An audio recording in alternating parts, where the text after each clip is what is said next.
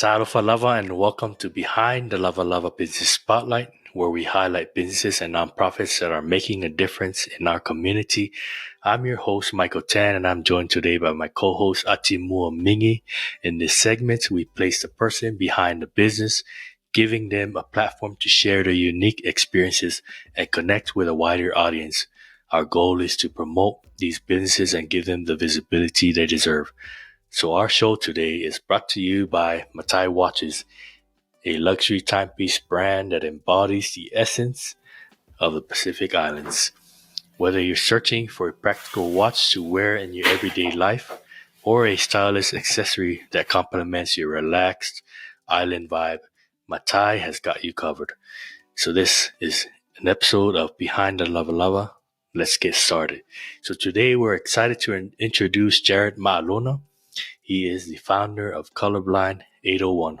And so I like to kind of start off with an icebreaker just to get us warmed up before we get into the questions. Our icebreaker for today is, what's the most unusual or interesting job you've ever had? All right. So, one of the more interesting jobs that I've held was after the military. I did dabble in janitorial cleaning, ran a commercial cleaning company with my family in Hawaii. Me and my wife, we started that business back in 2015. But that's not the interesting job that I want to talk about. The interesting job came in 2019. And this is, if you're listening and you were in Hawaii, you are familiar with the game rooms. These game rooms in Hawaii, gambling in Hawaii is illegal. And game rooms are just one of those little hole in the wall, Las Vegas little spots where, you go to the gamble, you got the little slot machines, you play for money. So my job there was, I was pulling security. Initially, when I was approached by the job, and it was one of my buddies that I played rugby with back in Hawaii, and he approached me and said, "Hey, you interested? You want to work?" I was like, "Yeah, I'm going to school at that time, and I want to do some get some cash on the side, pocket money." And he was like, "Yeah, it's 8 hours. All I gotta do is just sit on the watch the cameras, pretty much doing security, make sure people are coming into these game rooms." And just, making sure everybody's safe and whatnot. And I was like, I don't know, man. How much does it pay? Like $100 for 8 hours. Like, $100 for 8 hours, man, get out of here. So, I kept it off for a little bit. And then, out of nowhere, COVID hit. And I was like, you know what? I'm going to give this a try. So he did it. He never really explained to me, like, how much the pay was going to be. So I found out the first night that, of course, I get paid $100 for 8 hours. And of course, this is under the table, by the way. And, this is why I'm saying it's interesting, because it was under the table.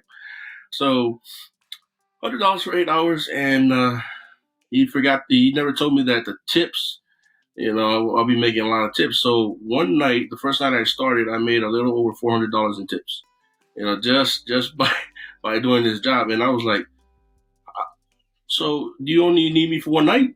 And he was like, "Man, I got the whole week." And I was like, "Okay, well, I'll take the whole week." So I got that whole week. And, from that whole week, I think I made a little over $5,000 that week, just from, because I would do double shifts. I would do 16-hour shifts. And then, during those shifts, be banking as far as, tips.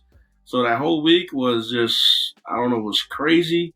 It was, I got to see a lot of people that are like different type of crime, the lifestyles that you hear, about the crime and all that stuff. Yeah, I got to see all sorts of different characters.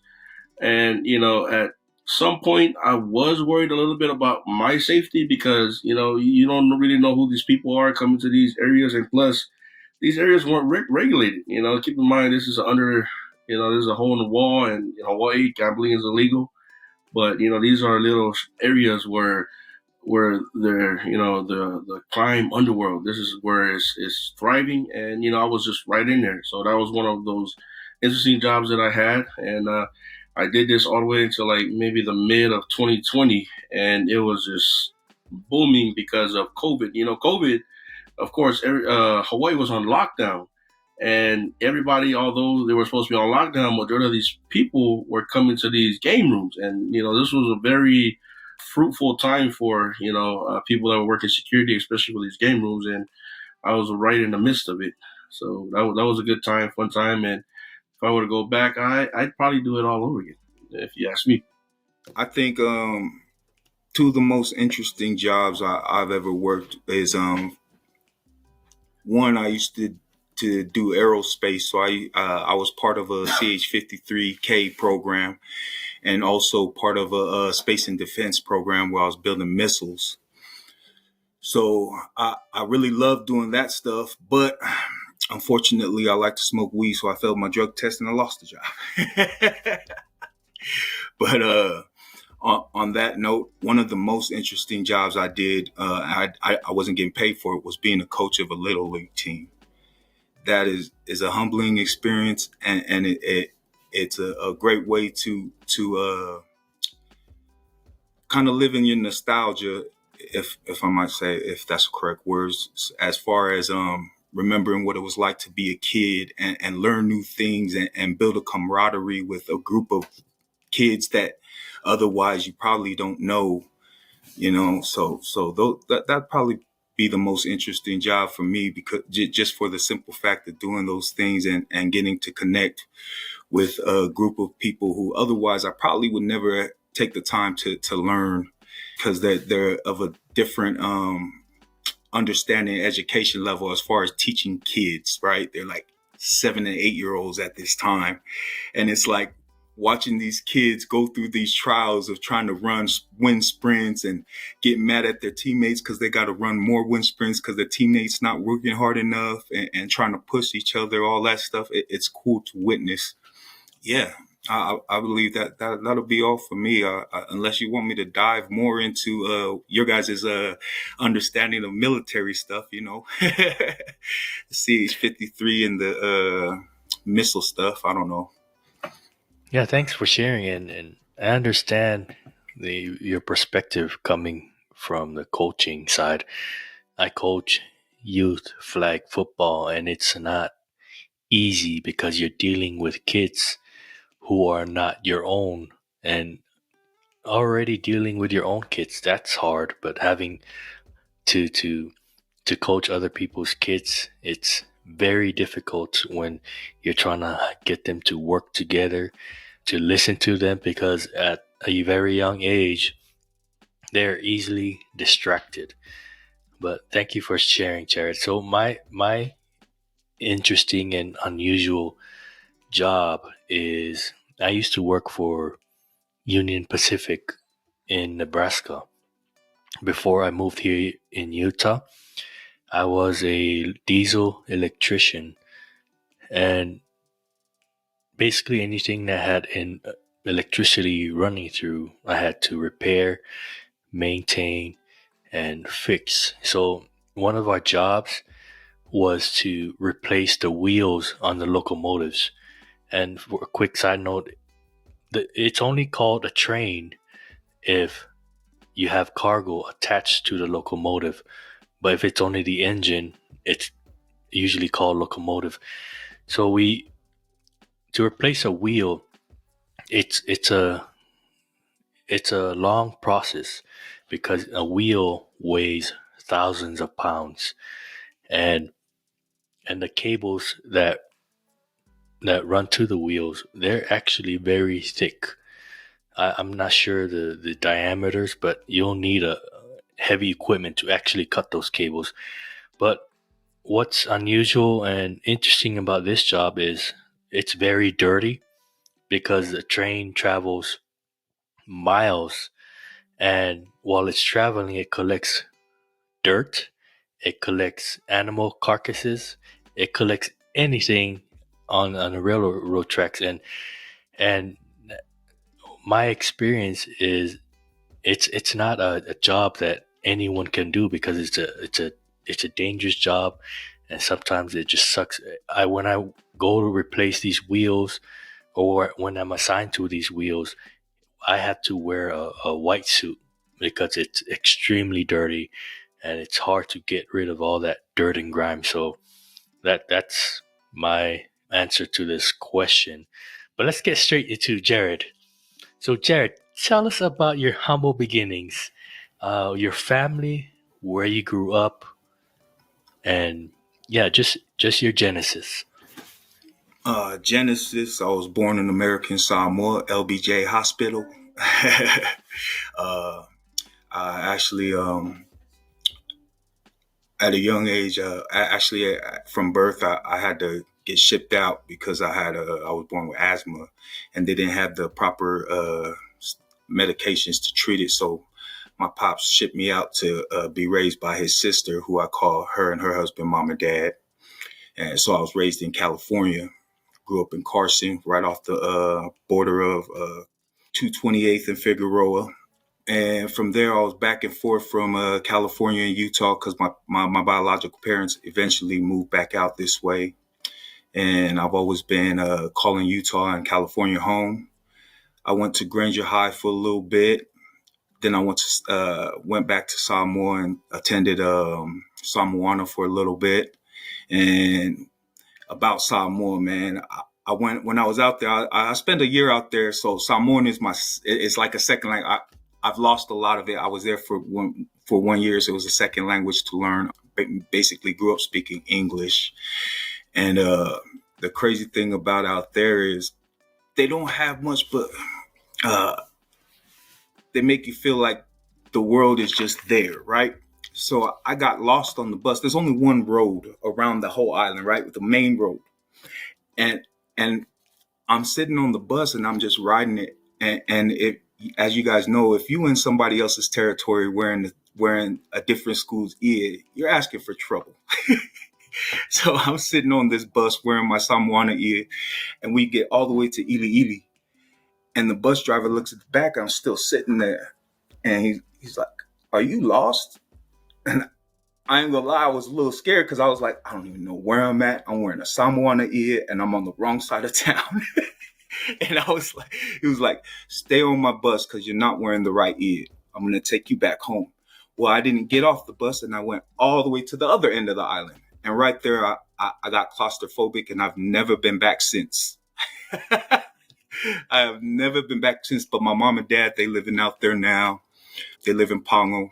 If you go back to where we lived in Fankongo, our house is right behind the police station in Fankongo, and up those stairs is called the Stairway to Heaven. We call it the Stairway to Heaven. Man, it's the steepest, most uneven stairs you ever gonna find.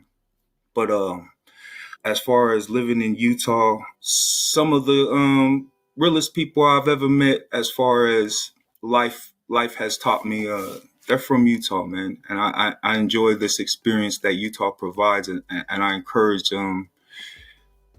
anybody who hasn't took the time to visit Utah to take that time to visit Utah. There's a lot of great and amazing things that you can experience out here. But yeah, that's basically my humble beginnings. I don't know if I can elaborate any more on that.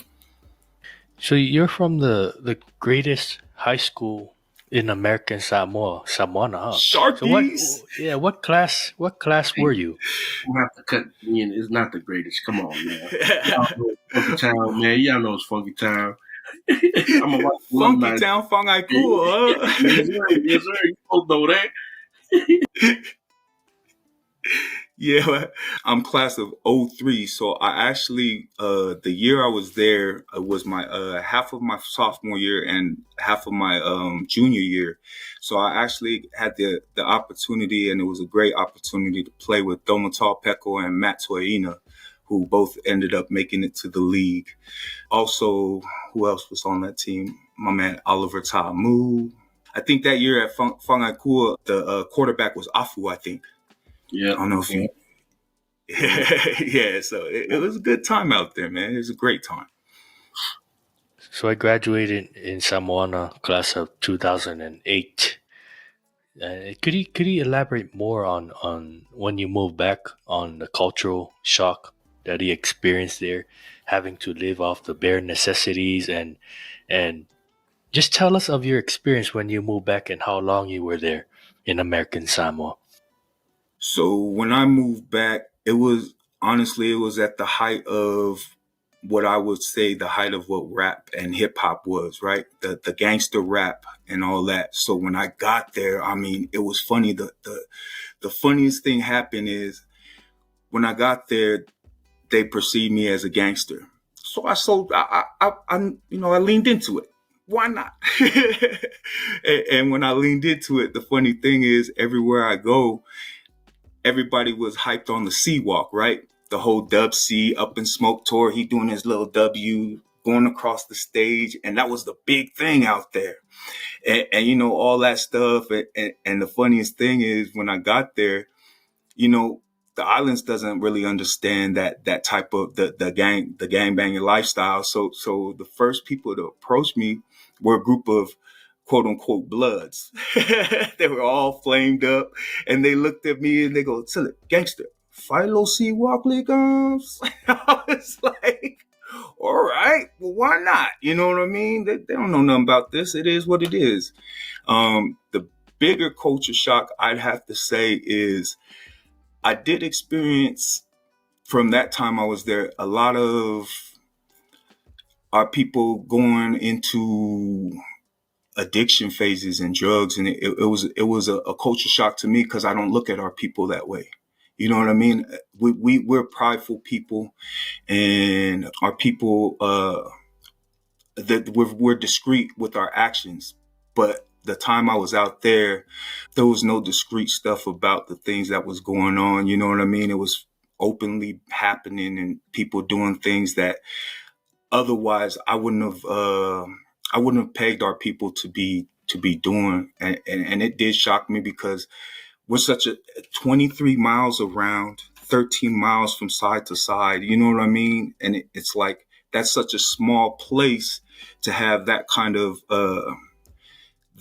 aura around it, and our people aren't that type of people. But apparently, I had to find out that we are that type of people. It really shocked me. Yeah, and it's sad because drugs are now prevalent there in American Samoa, and it's become a huge crisis. No, I just wanted to remark on you mentioned, playing the part, and I understand because I have a lot of cousins that came down. Now, I'm originally from Sailili, '08 graduate from Ikua, Funky High. Played football too back in the day, so I understand who you're talking about. The bus too, Upataya from Aua, so, during that time. But I completely understand when you were mentioning about the claustrophobic part. Was that like over here on the east side, or all the way on our side, like deep down down to the boondocks on the east side? Oh man, no, but yeah, man. So after that, you just came back and you never went back, or are you thinking about going back? I want to go visit depending on like my parents. You know what I mean? Like I obviously got to go out and see them and take the time, but shoot, to be honest, I haven't physically hugged or seen my biological mom in over 20 years. She hasn't even seen my kids. I got a 19-year-old, an 18-year-old, you know what I mean? She hasn't seen them. You know what I mean? I got a 15-year-old. I got kids. and my mom has yet to experience them. So I obviously want to try and get that to happen. But I mean, my overall fear of just the claustrophobia, it really did something to me, because like I'd be scared to just go out there and get stuck. Once you're there, you got to at least be there for a week. You can't just go out there, visit for a day and come back. You got to stay at least for a week, because the plane only comes on Monday and Friday, if I'm not mistaken, something like that. So it's like, man, I don't know if I could do that. You know what I mean? Stay at the rain tree or something. But as far as that, so my stints, I went out there for the last half of my sophomore year. Then I came back for a little bit, and then I ended up going back for the first half of my junior year. You know what?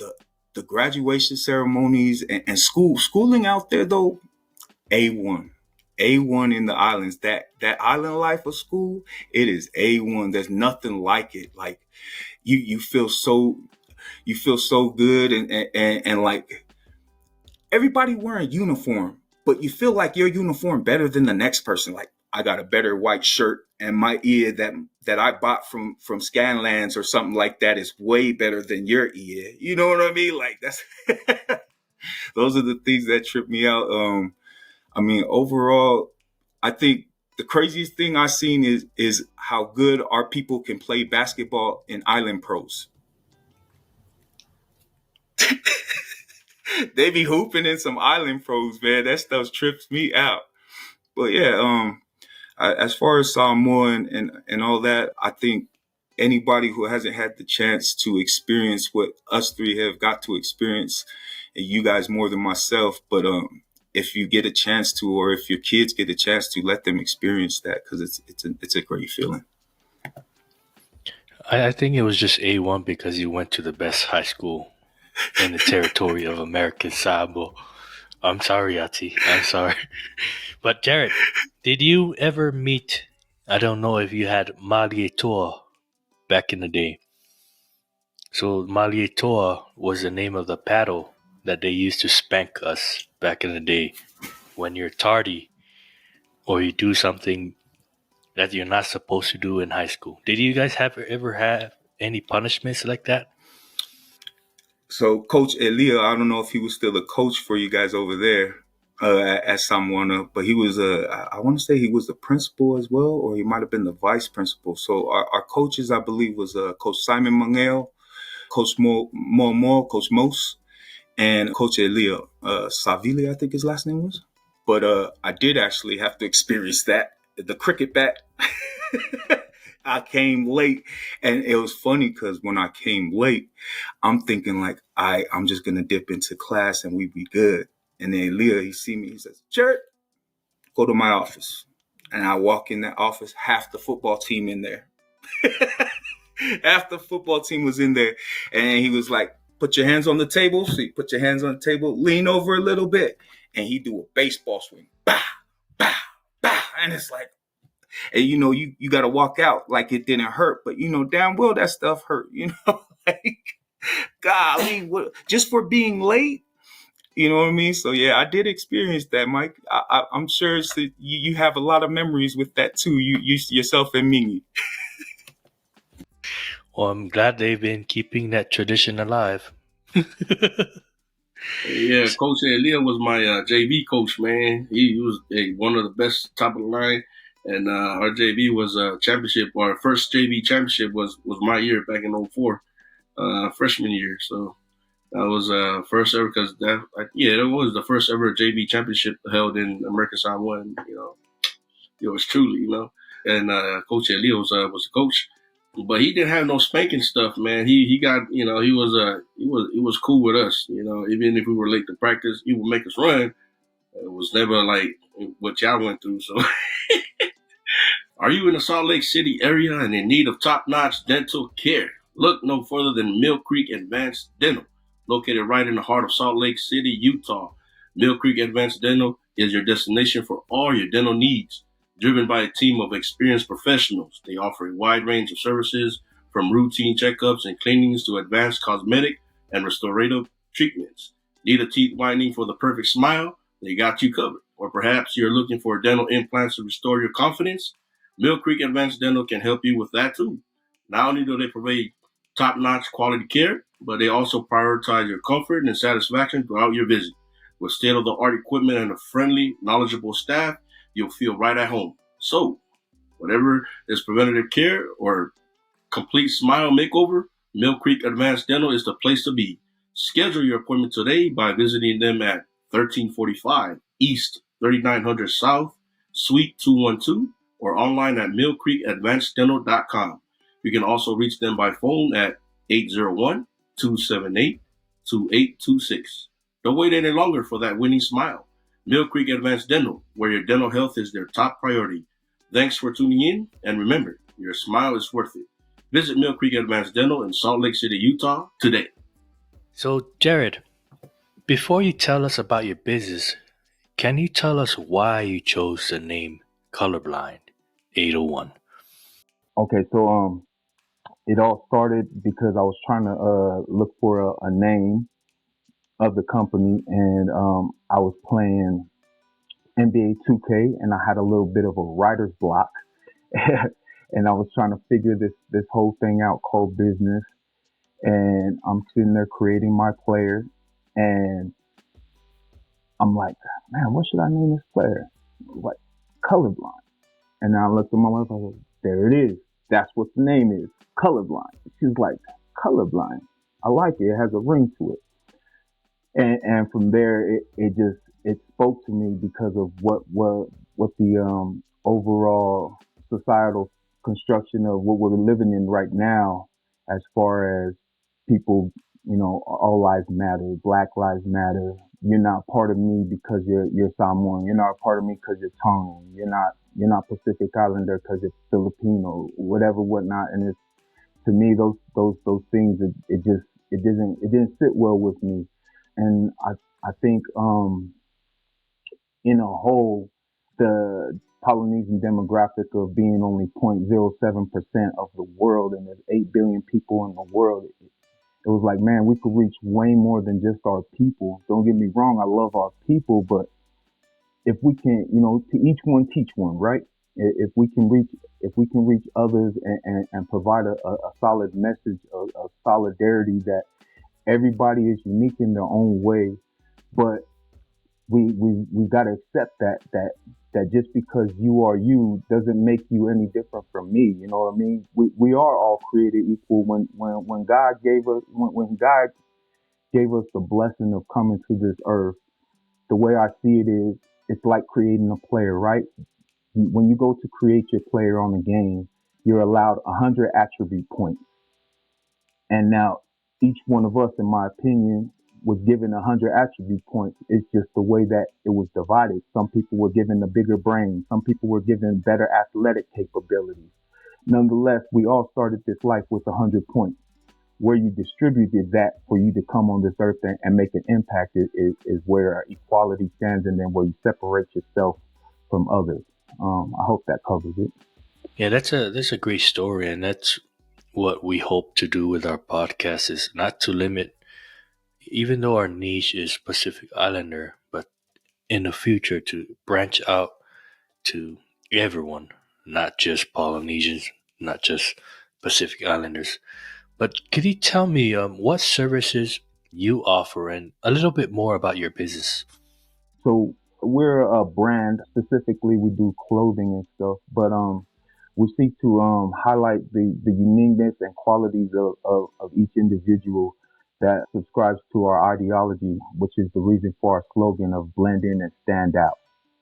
So we want you to blend in by you just being you, but we also want you to stand out by also being you. You know what I mean? So everybody has something to bring to the table.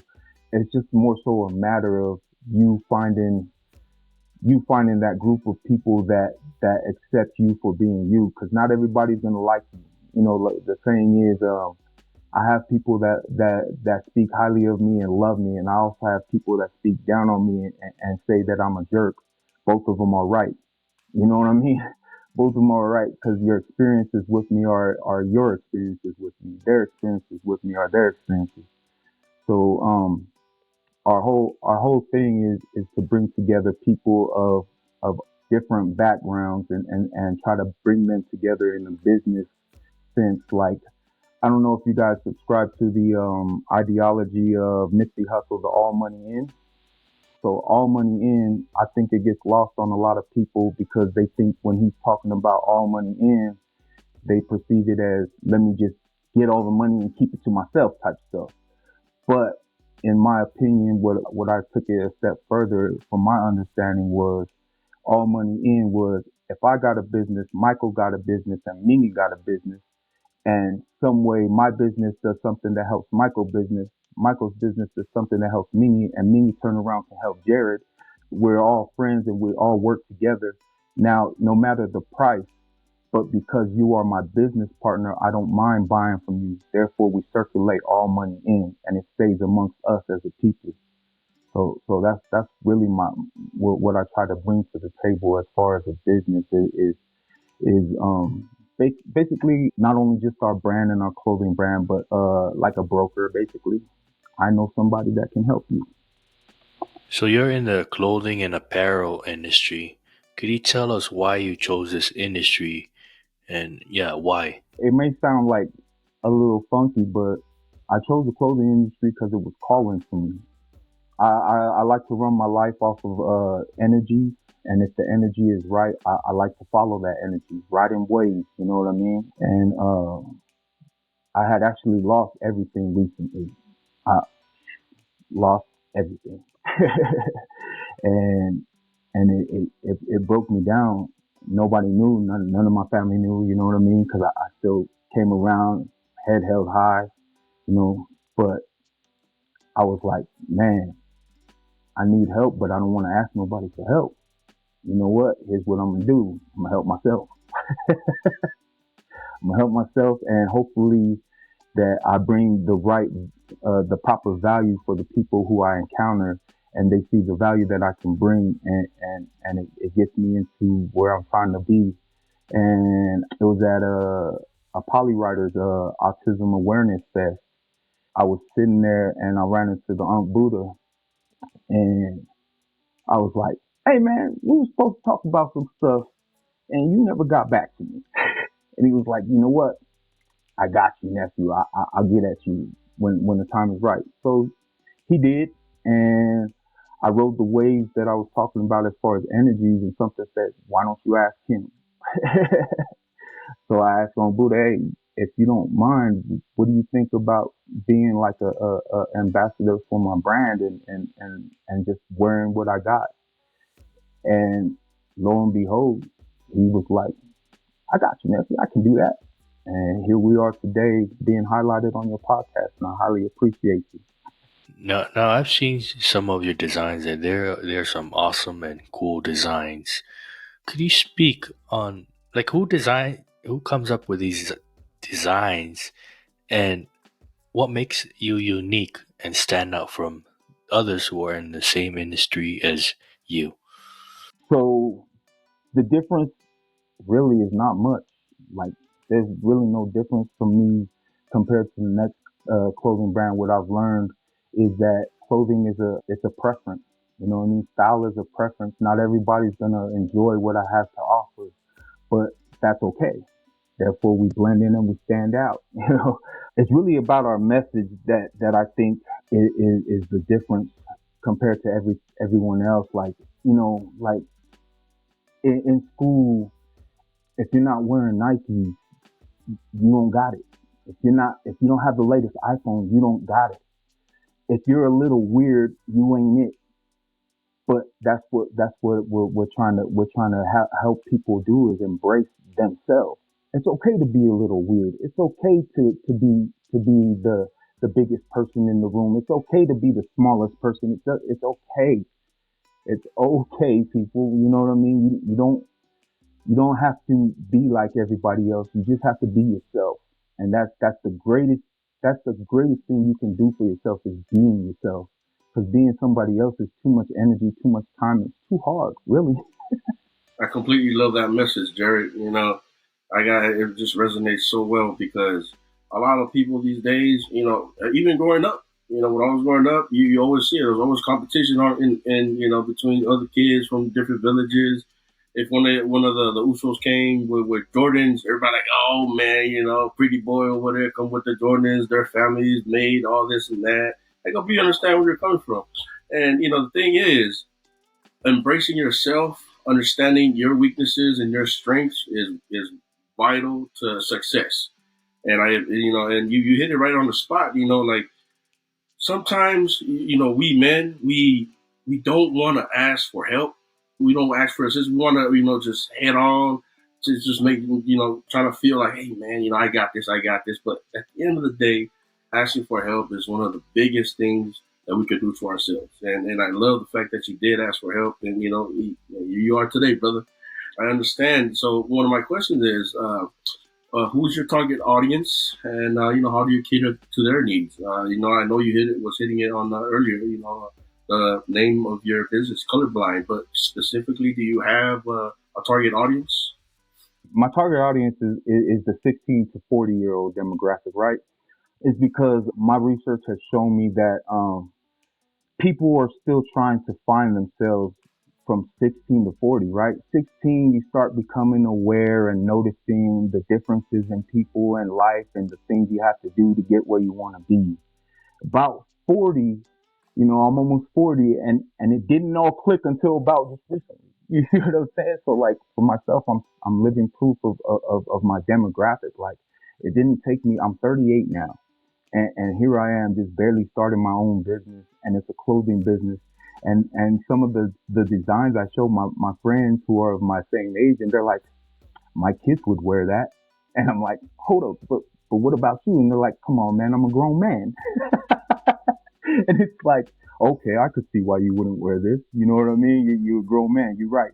But then I turn around and I see another grown man, the same age demographic, and he's wearing the same type of stuff that I'm trying to promote. And it's like, well, there you go. See, people still want to have their own unique self and blend in and stand out. Like I continue to say for our slogan, I mean, people are always wanting to blend in. Like they don't want to be noticed, but they want to be noticed. If you understand what I'm saying, like there's people like, nobody look at me, but please look at me. Like the Marvin Gaye song, what, Got to Give It Up. You know what I'm saying? When he's like, he used to stand up on the wall, know when somebody's watching. You know what I mean? So it's like, yeah, that's the target demographic is about 16 to 40-year-old age group. There's this stigma that for us business owners that people don't see us and our struggles. They see us now that we're business owners. We're making money and we're all that. We're up there and we're stable and basically being self-sufficient. But that's wrong. We're struggling the same as the person next to us. What are some of the biggest challenges that you faced as a business owner? It could be the past or current. Attracting a steady flow of traffic. Like, it's tough, like, it's crazy because, right, in the Polynesian community, even the overall outlook of our people is like, we got big families. Polynesians come from big families. You deal with one, you got to deal with all of them. You know what I mean? And the crazy thing is, we're big as crabs in the bucket, right? Like, hey, you know what? I'm starting a business. Can you, you mind this and that? Well, why don't you just hook me up? We family. Let's get the family discount. And it's like, I thought you supported me. You know what I mean? I thought but here you are. I got this clothing line. I mean, my clothes is probably cheaper than what you would buy at Nike, same quality. But at the end of the day, because I'm not Nike, you okay? We're going to get Nike, and it's like that's fine. But at the end of the day, don't try to preach to me about, you know what I mean? We need to support each other when it's time to support each other. Our people lack the support of that. You know what I mean? It's not just an experience of mine. I overwhelmingly have come across a lot of our people that are like, yeah, I'm trying to do this, but I'm struggling, and a lot of the people I talk to, we all have the same connotation about family, right? It's like, I love my family. I love everything about them. I'm proud of who I am. I'm proud of my last name. But are they helping my business get to where it needs to go? Because what they don't recognize is my success is also your success, family. You know what I mean? My success will now spread out upon you guys. I'll be able to bless you guys. I may not be able to bless you guys now, but in the near future or somewhere in the future when we get this thing going, if you were able to put a hand in this pot of winning and we win together, that should speak for itself, in my opinion. The biggest naysayers and the biggest critics are your own family, and it's very sad. Which is sad and good at the same time. But when you're coming up and all you hear is, "Oh man, I'm gonna support you, cuz I'm gonna support you, Nev. I'm gonna support you, Uso," and then when you're right there needing the help, and then you try to reach out, and they're like, "Man, let me get a discount, man. Let me get whatever. Man, why instead of trying to ask for a discount, why don't you, purchase from me instead of going, to buy a joint like you said, getting the Nike and all that other stuff. It's same quality, but support me that way. That's the situation that I think a lot of small businesses, face, and it's really sad. But the thing is, reality of it, you just got to know who to cut. We got to keep the people that are there to support us 100%, and then cut the rest that are faking the funk. Um, so, in your line of business, how do you measure the success in your business? Where do you set the bar? Honestly, the success of my business is measured by goals.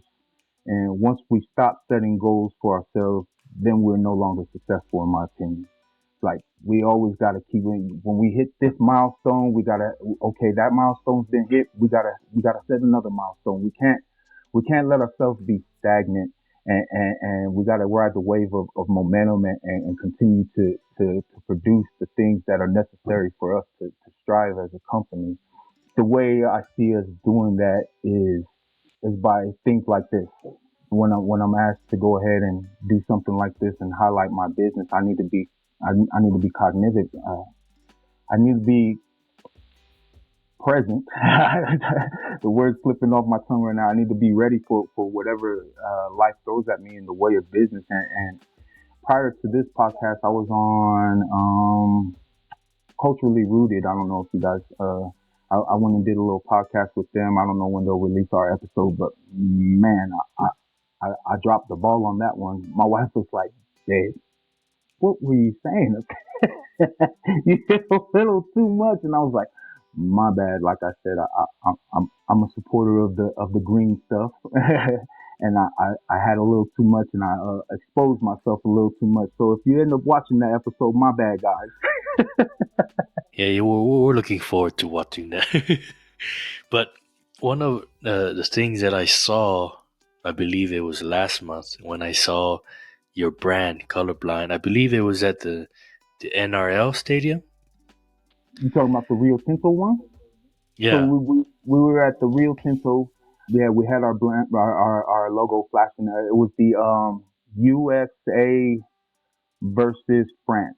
So it was a internationally televised game, and we were blessed enough to have our a logo be a part of that and be sponsors for that whole gig. It was a blessing. yeah, I saw that and I was like, oh snap, Colorblind is up there. The world's seeing them. But yeah, it was definitely a proud moment. I was happy for you guys. Yeah, I was like, man, I wish we could be like that. But Colorblind has their moment right now, and it's not every day that you'll see a company being advertised in a stadium full of people. So that's one of our goals. One of these days to show our logo in one of these stadiums here in Utah. But could you share with us some of your success stories, or any client testimonials that you may have that may come off on the top of your head? Uh, I really I really don't have anything right off the top of my head, but my whole thing is, like you said, you strive to have that opportunity to be there, and that's part of what we're trying to do. As far as me being a broker, like, obviously I have those connections. I know the people who can make that happen. You know what I mean? So that's what Colorblind strives to do. We strive to connect people who are of different backgrounds but may have similar goals, that maybe through us we could help you do so. You know what I mean? Like, shoot, I was, man, my wife was in tears when she saw that. She was overwhelmed by seeing the fact that we're on the stadium, we're in an internationally televised game, and I mean, it wasn't a big crowd because obviously rugby within the states is not a big sport. But I mean, shoot, overseas, somebody's like, colorblind. The Americans do it different, I guess. So it's like, and in order for me to be a big proponent of my brand, something like that, if I could help you in any way to realize that dream, Mike and Mimi, I'd love to be a helping hand in helping you guys realize that dream. To be honest, like, those are our goals in a whole, as far as us as a business, is to help people who are deserving of it. And I see y'all working. I always see my man Michael, and he's always a great energy to be around. I can't wait to hopefully meet yourself one day in person. Me, you know what I mean? Like Michael, I speak highly of you when I run into other folks, trying to figure out, oh, I need to know about this. What about that? And I'm like, oh, what do you know about behind the lava lava? Michael Tan, he does the Matai watches and this, that, and the other. I'm big on watching my people win. And when I say my people, I'm not talking about my poly. I'm talking about my people who have the same goals as myself. If you have the same goals as me, you're my people. You know what I mean? If you're striving for a worthy goal and a worthy ideal of success, shoot, let me try to help you, because somewhere along the way, either you're going to help me or somebody can help me. And I believe that's what it's all about. A successful marketing campaign is if you're putting your business out there and you're gaining one customer out of that. It doesn't matter where you're putting it out there. If you're getting one customer, you have a successful marketing campaign. And trust me, a lot of eyes were on that. Just by hearing you guys talking about it, a lot of eyes were on it. It's a big televised event. I love rugby. I play rugby, and a lot of people that I know love rugby here. And I'm unfortunately, I'm in Texas. I'm in the little corner spot here in El Paso, and there's a little community of Polynesians over here, Micronesians. A little bit of Pacifico over here. So it's very important that we, as a community, huddle amongst ourselves. And I'm pretty sure in Utah, a lot of our people got to see that ad that was showing in, during that televised game. I understand the importance of community. And the reason why we started this little business spotlight is because we want to get you, the business owner, get your name out there, put your what you're all about. So in the hindsight, what kind of community support do you need to help your business thrive? You could anything from top of the line to the bottom. What do you need from the community? As far as the Pacific Islander community, all I ask is that we support each other.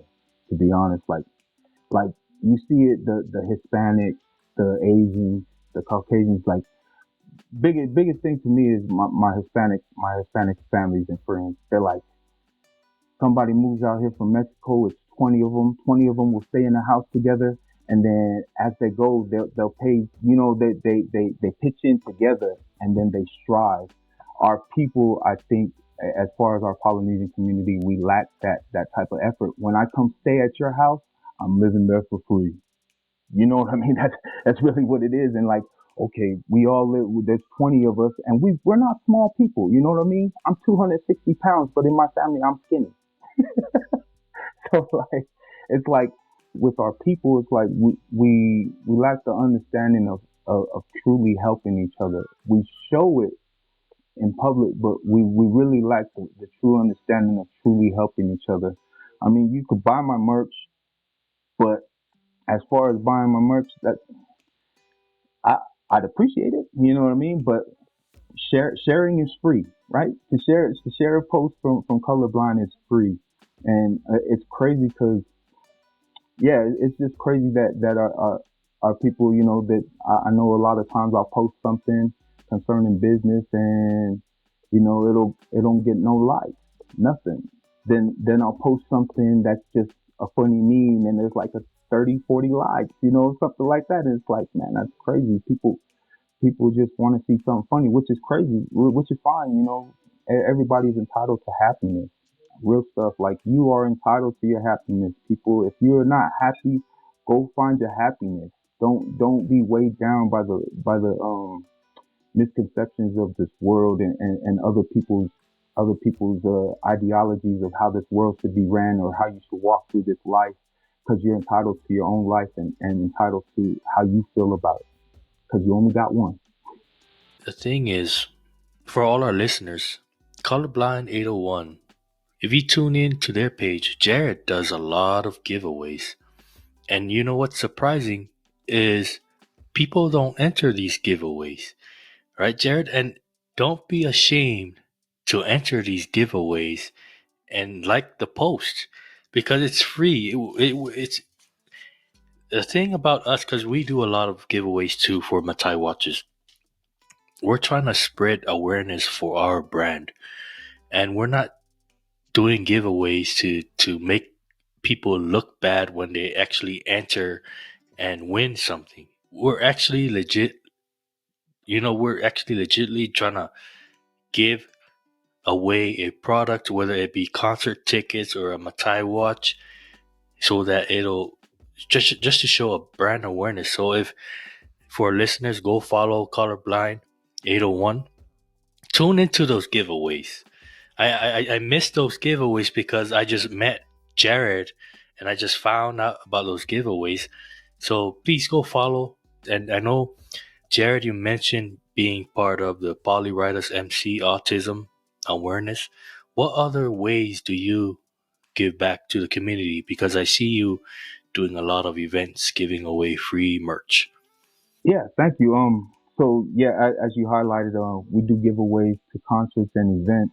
The craziest thing about what you were saying is you hit the head on the nail. I mean, we did this giveaway for Alicia Keys concert tickets at the Samoan Flag Day. That was one of our introduction to our people type thing. You know, like let our people know that we got a brand out here for our people that's ran by another fellow Polynesian or Pacific Islander, and I got 10 or 12 people to sign up for that whole giveaway. So for one of the winners was a pair of Alicia Keys tickets, and then the other winner won a family 4-pack to Seven Peaks, I think it was called, the up in Provo, the water park in Provo. And one of the ladies that won, when she came to sign up, and I was like, so all you guys do is like, follow, and share this post. And the lady was like, oh, we gotta do something. I was like, this is probably one of the easiest things you ever gonna have to do. And she was like, why we got, oh my God, this is so, and I'm like, golly, some people just don't want something for free. At least a chance at something for free. That's the easiest way you're gonna enter a drawing. You don't have to pay no money, no nothing. And you're about to get at least $100 worth of prizes for nothing, just for a like, share, and follow. And then we did another giveaway recently for the Common Kings concert. Same thing, like 10 people, and it's like, wow. But I mean, as far as giving back to the community, a portion of our proceeds from our clothing line that we sell, a portion of it goes to the Moreland Greenwood Foundation, which is Moreland Greenwood actually played, I believe, 10 years in the NFL. And he was a linebacker for the Miami Dolphins and the Houston Texans. And what he does is he's the NFL alum for the Las Vegas sector. He's the president, and he's one of the only camps for the NFL that runs free camps.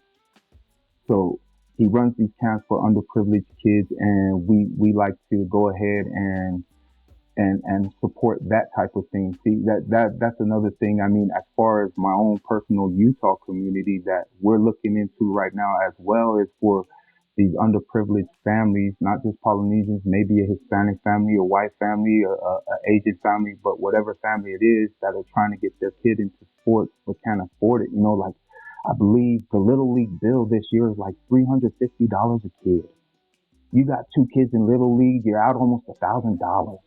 And it's like, man, and not all the games are in the same place. One parent has to go to this kid's game, the other parent has to go to that kid's game.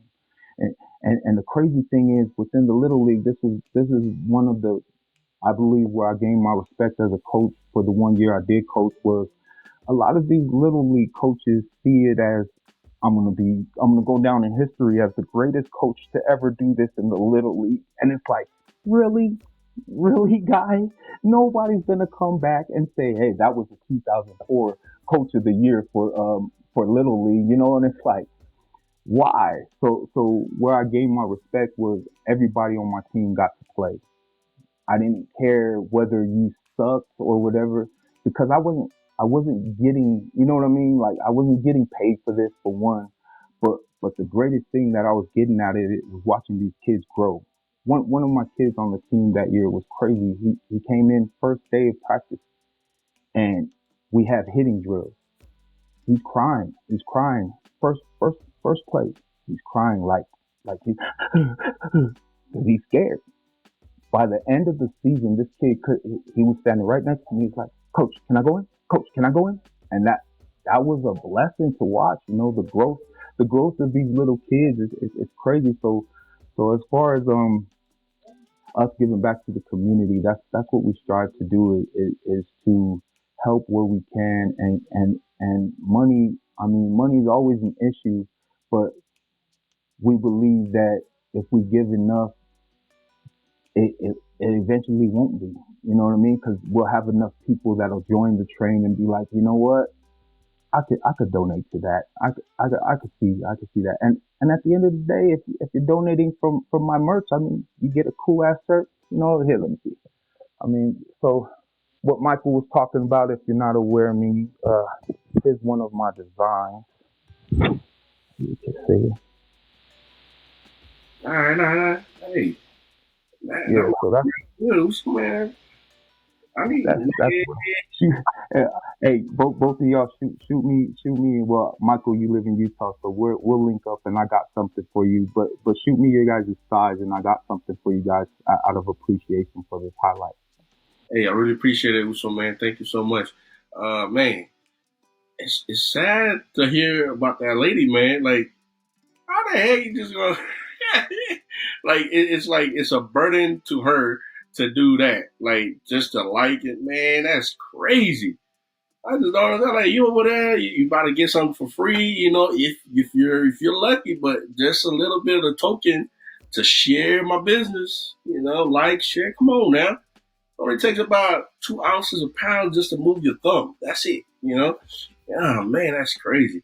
Man, I love what you're doing, Uso. Man, give it back to the community. I know Michael is, you know, he was coaching. He's a coach too, Mike. And I've been inspired too, and I'm trying to get into that too here in Texas. I was looking at the whole for flag football, because you know flag football is going to be an Olympic thing in 2028, I think, or 2026. I don't know. So I'm thinking about something like that in the future. But it's very inspiring, you know, to hear that, you know, you're taking the time to, you know, selfless service. You know, you're doing it out of your kind heart and not something that you're expecting for something back. You know, but you know, you're putting a smiling on kids' faces, and that at the end of the day, that's what coaching is all about. Coaching is about making sure it's not only you're teaching, but at the same time you're making sure the kids are having fun, because you know what's the reason for you to come play if you're not having fun. All right. You know, as we're wrapping up, do you have any plans for the future of your business? Anything upcoming? Any any hot spots, opportunities? You know, for the listeners, so that way they can, you know, share, like, or something like that. You know, any plans? Currently, right now, as far as plans, as far as giveaways and all that, I just say stay tuned. You know, tap into Colorblind 801 on Instagram. Right there is where you'll catch all the giveaways. And like I said, it's just a like, share, and follow type of thing. It ain't nothing you have to purchase or nothing.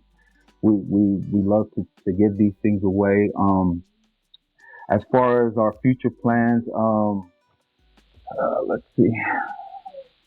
So the overall arching goal as a clothing brand was to hopefully one day be in competition with your Nikes and your Supremes, you know, your streetwear type of things, and we were hoping, you know, so with that, Colorblind is obviously, that's our Nike.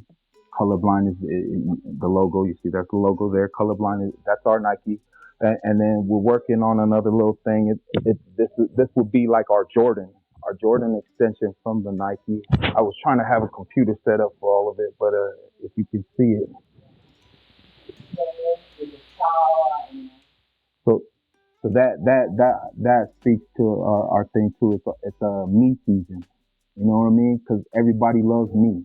Nobody loves themselves more than anybody. You know what I mean? Everybody loves themselves. So we're speaking on right now. That's what we got going on is the me season line. We're working on that, and hopefully within time, like right now, the Buddha Mobile. Buddha-mobile is riding around, and it has our logo on it. We also sponsored the morning melee on the on 92.5 The Beat in Utah. So about 6:10, between 6:10 and 6:15, our sponsorship comes up, and yeah, our future plans basically is to hopefully within the near future, whatever God entitles us to, we are a worldwide brand born out of Utah. Quick cue before Prez Tank comes.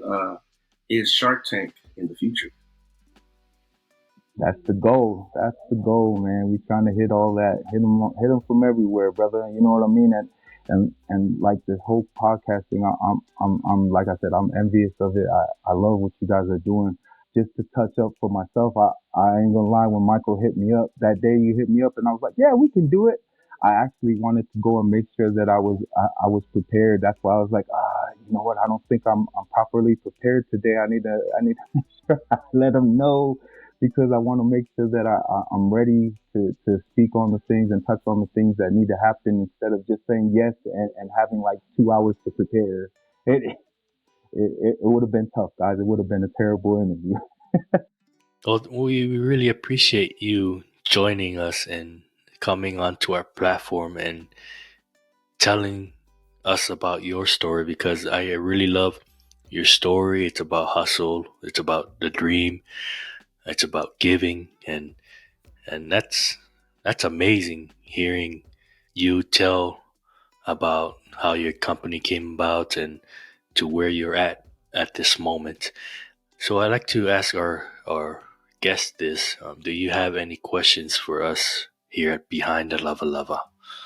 As I've been hinted to this whole podcast, how can I help you guys to be a better version of yourselves, which will get you guys to where you guys see yourselves? Because I see this man. You guys are actually the first Polynesian podcast I actually heard when I first started doing the whole podcast researching and stuff. I remember I'm looking on my Spotify, and it wasn't there. Actually, you guys were actually on the Google podcast. I don't know if you remember having yourself there, but I looked you guys up in Google, and it came up, and I was like, Behind the Lava Lava. All right, let me check this out.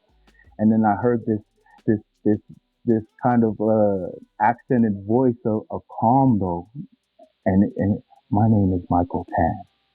You are listening to Behind the Lava Lava. And I was like, okay, maybe I'm about to learn something today. So I sat there and I'm listening, and the topic that episode, I believe, was about disciplining your children. And as far as for me, I still believe it in some capacity of that it's necessary, but there is a limit. If I tell my kids I'm gonna give them the business, I have to hold to my word, for certain things, but when I say the business, I mean one. I'm multiple is now an anger action. It is not a disciplinary action, and that's the way I see that. It's no right or wrong way to raise a child, except for the only way you can raise them wrong is to never show them love. And that's an important component, in my opinion, to touch on those things. But as far as questions for you guys, like I said, how can I help you guys to further extend your reach, and how can we collaborate to be a more prominent entity within our reaches of where we're going? Because I'd love to continue to do work with you, Michael, and me. I'm highly envious of what you guys got going on. I had a guest a while ago who told me sometimes it's better not to let people know of our plans. Just because of the way how things turn out, or the competition, or those who are looking in and trying to destroy what we're trying to build, right? So in terms of collaborating, for sure we will collaborate. I will reach out to you on promotional things and whatever we need to work together with. I just won't share it here on our podcast because it's it's unnecessary for our listeners. So plus I have an idea, but I'll approach it to you first instead of just calling you out for it on our podcast. So I'm gonna piggyback on what you said. I don't want to put Jarrod on the spot. I don't want to put him out there and be like, "Hey, man, I want you to do so and so for us. You better, I'll hold you to it." Nah, man, we're not. I'm not gonna do you like that, brother. Certainly, no. The best thing is we're gonna go hand in hand. Piggyback off what Tan said. We're gonna reach out to you. We're gonna do this the right way, the business way. We make sure everything's got to be above board, black and white, everything, so that's how we like to do things. At least I like how to do things, so that way, we're going this from a business perspective. And that's the only way we could expand ourselves if we keep it on that type of level. Of course, we're Usos, but at the end of the day, business is business. So, Uso, I'm not going to put you at that spot, but hey, I appreciate it. It was a good time talking with you, and I am planning. I don't know. I think you might have known by now. We're hosting a dinner next month, so I'll be up there in Utah, and hopefully, we'll get to kick it up there when I come up. All right, so. Hell yeah! I look forward to that, my brother. I really do. That was the dinner you were posting on your Facebook. Yeah, Michael. yeah, it's a Pacific thing? Island Veterans Day dinner that we have on November 10th. Right now, the event is fully booked. So, if you, the veteran, has not registered, I'm sorry. You'll have to try again next year. But yeah, that's a dinner. I'll actually be out of town. That's it. I was like, why didn't I register for a seat for that? One, I'm not a veteran, and two, I'm actually going to be out of town during that time. Mimi, I'm going to miss you. I'm actually going to be in California during that time for a wedding. But dang it, I really enjoy you guys' company. That like, I really believe that there's like I say, I go off of energies, and the energy of I'm getting off of you two gentlemen. It's resounding. Like you guys are giving me great vibes of positivity, and I feel like you guys are going to do something big here in the near future that people ain't ready for. And it's crazy because some people will look at a podcast or something and be like, oh, it only got like 5 views, it only got like 40 views. But a view is a view, and all it takes is for somebody to win one time, one idea to work. You know what I mean? You just keep working at it. I mean, anybody that's gonna watch this, you know what I mean? Keep working at your stuff. I mean, you can have a million ideas, but all it takes is one. One of them gotta work, and when that one works, you take it and you run with it. You know what I mean? Yeah, thanks, Jarrod. So before we close it, do you have any shout out or last words? Last words. I was given the opportunity on a culturally rooted podcast, and I fumbled the bag, y'all. But the last words I would like to leave, as far as words of encouragement and enlightenment, is that's why God gave you 2 ears and 1 mouth, so you can listen twice as much as you speak. There's information hidden in everybody that they have to share. Even kids, I learn every day from my kids. I mean, my 8-year-old comes to me talking about things I had no idea existed. So it's like if you give your ear, there's a lot more good that you can gain from listening than you can gain from telling. So that'd be a piece of advice I give. And shout out to Culturally Rooted Podcast. I'm still waiting on our collaboration. I'm gonna call you guys up right now. I'm still waiting. But thank you very much, Jarrod. We really appreciate you joining us today. I wanted to shout out Big Michael Tan, me, my uncle and father figure, Big Buddha. I appreciate you. Thank you. I love you to the fullest.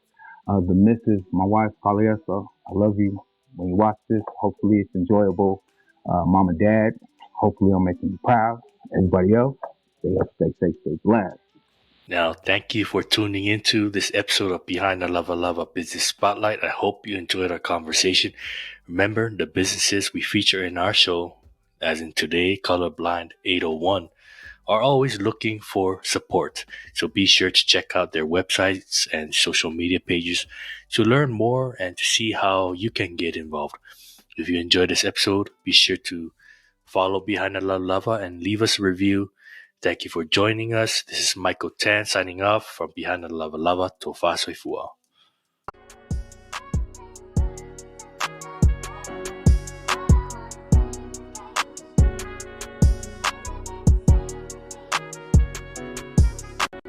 Working on my interests, it's who I am. I'm trying to make these digits look like EINs. When the help ain't free, you all help me. Salute to folks who turn their names to LLCs. The wealth is in itself to help a non-profit. To be better women or better men, whether business by veterans or common folks with a dream. We're all born with the same strength. We tread waters that were untouched. Let's be on the same wavelength. Behind the lava, front of our eyes. Let our legacy live off it when we're up in the sky. All signs point to us to help someone make a difference. With God as my witness, let's talk business.